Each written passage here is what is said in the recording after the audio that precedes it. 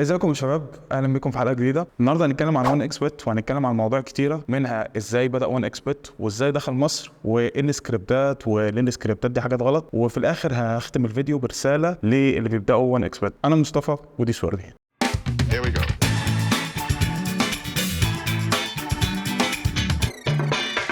Here we go.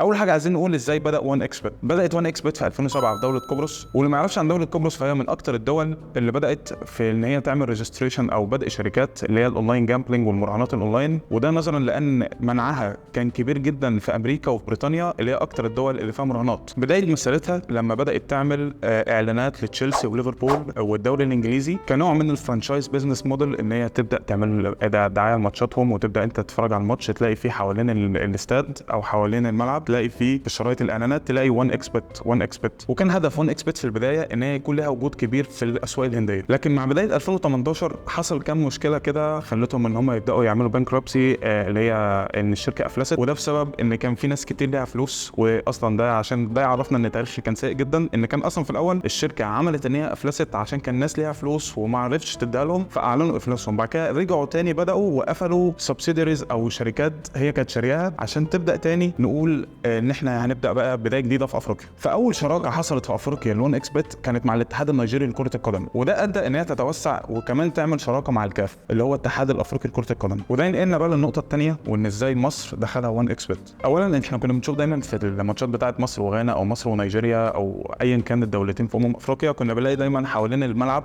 بنلاقي في وان اكسبت. ده ادى الى نقطه مهمه جدا، وهي ان اصلا دخل لنا بسبب الدوري ده او ان احنا بنتفرج عليه، فده خلى كمان الافريقيه كمان ان هي تحط اعلاناتها كتير جدا لانهم كانوا بيدفعوا كتير جدا. ده من بدايه 2018 لغايه 2022، فكانت بدايتهم الفعليه كانت مع نيجيريا، وده بسبب اللي احنا قلنا من شويه ان هم كانوا اول ناس يعملوا شراكه مع وان اكسبت. وبعد كده دخل على جنوب افريقيا، بعد كده الكاميرون، بعد كده وصل لغانا، بعد كده طلع لمصر. ومعنى ان انا قلت ان هو في الاخر وصل لمصر ده ما كانش معناه ان هم ما كانوش بيستخدموه قبلها، بس هو بدا يتشهر في مصر من بعد 2020 لغايه النهارده، وهو كل مستخدمينه بيزيدوا اكتر من اليوم اللي قبله. نطلع بقى من افريقيا شويه ونروح للمكان اللي اصلا نشأت فيه وان اكسبت وهي روسيا. في بدايه 2020 اترفع كميه قضايا كبيره جدا وبلاغات على وان اكسبت في روسيا بسبب افعال غير قانونيه كانت بتحصل جوه وان اكسبت. وبسبب طبعا كميه البلاغات الكبيره ده نبه منطقه التحقيق في مدينه بريانسك الروسيه. وبما ان مصممين وان اكسبت كانوا اصلا روس في الاول، وهم كانوا ثلاثه وهم سيرجي كارشكوف ورومان سيميوكين وديمتري كازورين. ويا جماعه انا طبعا بنطق الاسامي دي على حسب علمنا زي ما انا شايفها يعني. اكتشفوا ان الثلاثه دول كانوا سارقين اكتر من 1.5 مليار روبل، وده خلى لجنه التحقيق الروسيه انها تحط الثلاثه دول على قوائم المطلوبين دوليا. وده بعد ما اكتشفوا كمان ان الثلاثه معاهم جنسيات قبرصيه. وده كمان ورط شركه كمان اسمها وان اكس ستافكا، ودي كانت امين الحفظ للشركه الاولى. نيجي بقى لمصر ومشكله المستخدمين فيها في مصر، ومشكله كمان ان احنا عارفين ان هي دينيا محرمه وان هي حرب مع الله ورسوله، وان كمان مستخدميها بيبرروا لنفسهم يقول لك ده مش رهان، ده تلاعب، ده احنا بس بنلعب وكانها لعبه وعمالين نلعب معاها واحنا مش بنعمل اي مشكله. وفي الحين اصلا ان احنا كلنا عارفين انه حرام وان ده رهان صريح. ممكن في ادوات استثمار تانية ما بنبقاش عارفين ان هي حرام بسبب ان احنا ممكن ما نكونش عندنا خبره فيها جدا، لكن وان اكسبت ده حرام ويعني رهان صريح. احنا بنراهن بصراحه على ماتشات كوره، على اي حاجه ممكن نتخيلها. في ناس كمان بتراهن على تفاح يا جماعه، يعني هو بيبدا كده تفاحه يقعد يختار اختار التفاحه دي هي التفاحه دي، وبنبدا نحط بعيد نفسنا عن الواقع ونحط نفسنا في دايره ان هي فعلا لعبه وهي اصلا مش لعبه. وكما قال تعالى ولا تحسبن الله غافلا عما يعمل الظالمون انما يؤخرهم ليوم تشخص فيه الابصار. يعني من الاخر يا جماعه كده احنا حرفيا بنعمل اللي ربنا محذرنا منه وعارفين ان ربنا محرمه، بس هنعمله وهنكمل عليه وربنا غفور رحيم.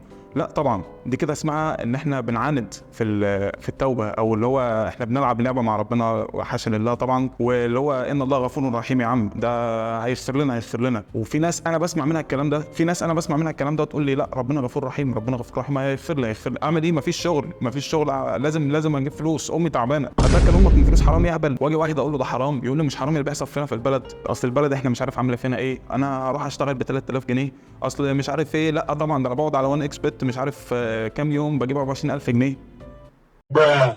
وبعدين طالما في سكريبت تبقى حلال عشان هي لعبه، وقبل السكريبت يبقى حرام. وبعدين بالعقل كده بالراحه يا شباب، هو لو السكريبت ده شغال هو هيبيعه لك ب 85 جنيه؟ يعني السكريبت معايا شغال، حاجه ادولك ب 85 جنيه ليه وانا اقدر اصلا اشتغل بيه واعمل فلوس بيه واخلص بيه؟ ليه بقى يا شباب؟ وده لان اول واحد عمل السكريبت ده كان على التليجرام واسمه شارك، كان قناه على التليجرام كده اسمها شارك، ان هو بيبدا يبيع السكريبتات دي، كانت ب $100 و150 وكان في سكريبت التفاحه وسكريبت الطياره ده. ولما الناس كلها اشترته لقوا ان هو اصلا مش شغال مع ولا واحد، فالناس عايزه تعمل ايه؟ عايزه تعوض بقى الخساره اللي خسرتها دي، فتقول لك انا هبيع لك السكريبت ده ب 100 جنيه، هبيع لك السكريبت ده ب 150 جنيه. فرسالتي للناس اللي عايزه تبدا في 1 اكسبت ده يا شباب، ده غير ان هو قرار خاطئ وان هو قرار بالمراهنات، والمراهنات دي افشل قرار ممكن تعمله في حياتك. هي اصلا في الاهم والاولى ان هي حرب مع ربنا ورسوله. ورسالتي للشباب اللي بيستخدموا بقى السكريبتات وبيبرروا افعالهم ويقول لك لا ده حلال، ده اصل مش حرام اللي بيحصل فينا، اصل اللي بيحصل في البلد، اتق الله واعرف ان انت كده بتعمل حرب مع الله ورسوله لثالث مره بقولها في الفيديو وبحذرك. وخليك دايما عارف ان مهما زاد حسابك في الدنيا وفلوسك في الدنيا فهي مش حاجه قدام عذاب ربنا في الاخر. شكرا ان انتوا اتفرجتوا على حلقه النهارده، ان شاء الله استنونا في الفيديوهات الجايه. انا مصطفى ودي سوردي.